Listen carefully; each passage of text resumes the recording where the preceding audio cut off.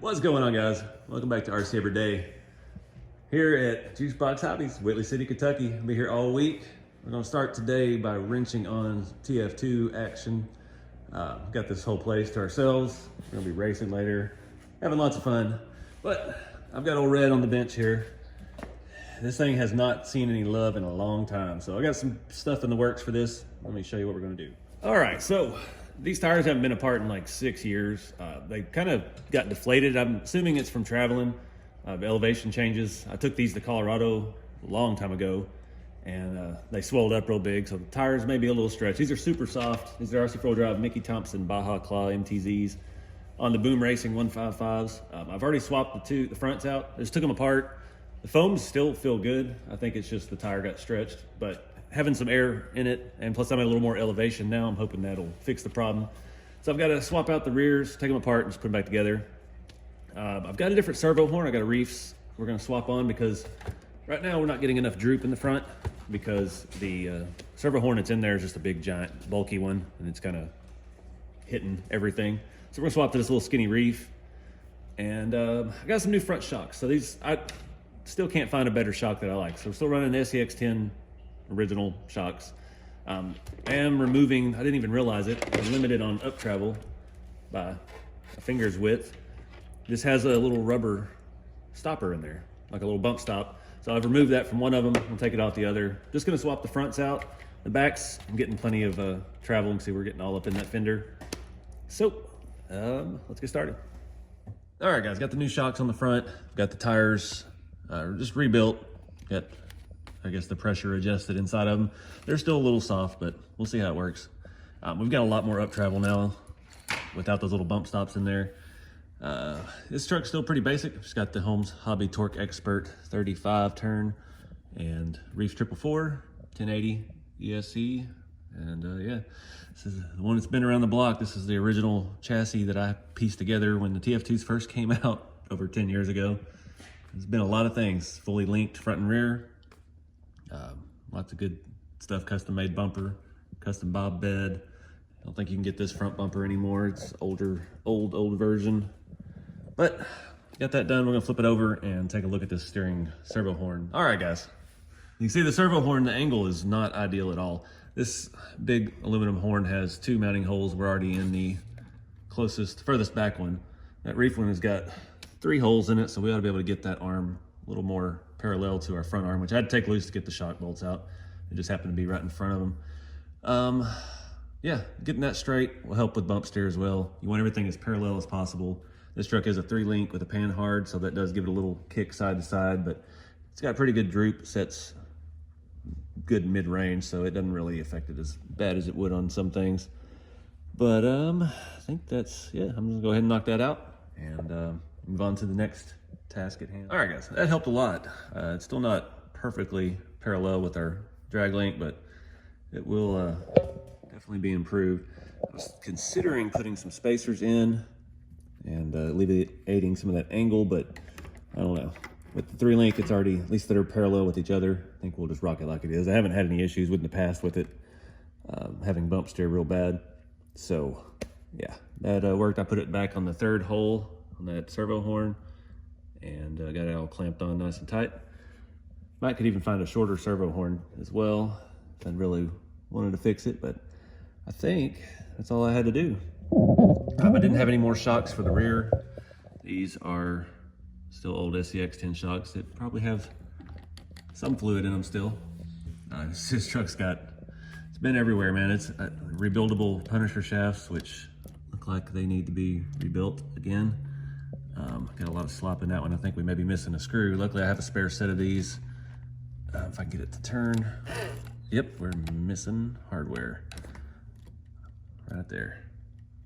I've Loctited those things to no end, so I don't know what else to do. Just driving in the car and this thing vibrating on the highway and stuff for miles and miles. Bolts tend to work their way loose. So I'm gonna find that piece and swap that out before we go driving. See, there's actually Loctite down there where I've spilt it. I did bring Loctite too, so I'm gonna put that screw back in and we're gonna go crawling. Since we're here at Juicebox Hobbies, that's the 24th course. The big course is in the back. We'll go back there and yeah, try this thing out. All right, guys, I did run into one little issue. My panhard bar is hitting the servo. I've got the servo spaced up just a little bit. Yeah, when it's fully compressed, that's where our bind is. So I've got to find a short offset rod end for this, and that'll help that. But we still have a lot more up travel than we did to start with. We're getting the tire all the way up into the fender now. And yeah, go see how it does. Take it back here to the scale course and give it a call. All right, guys, I did a little test run. I'm gonna have to change the servo screw position back to where it was. It took away too much of my turning radius.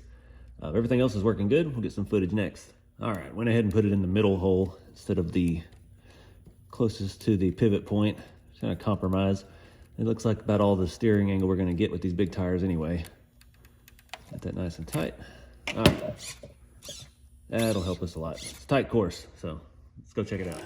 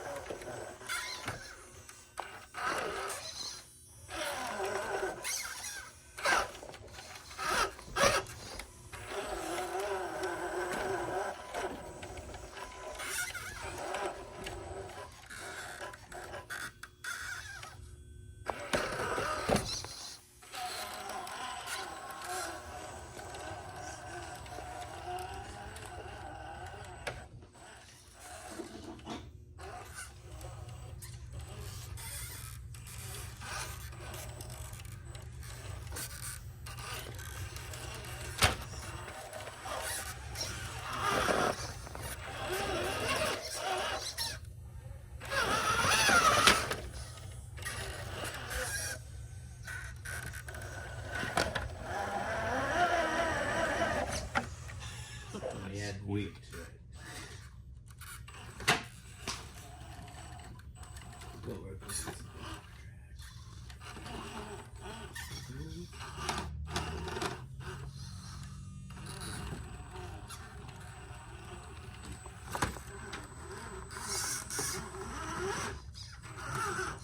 Oh, let's see what's going on there.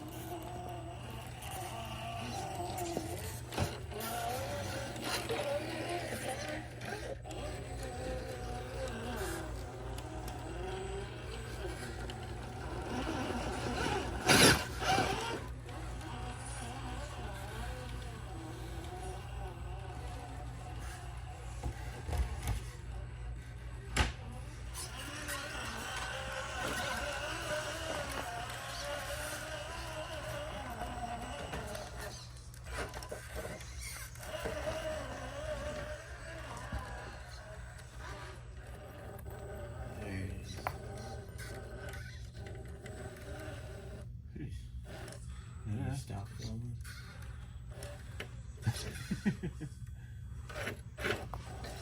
Ah.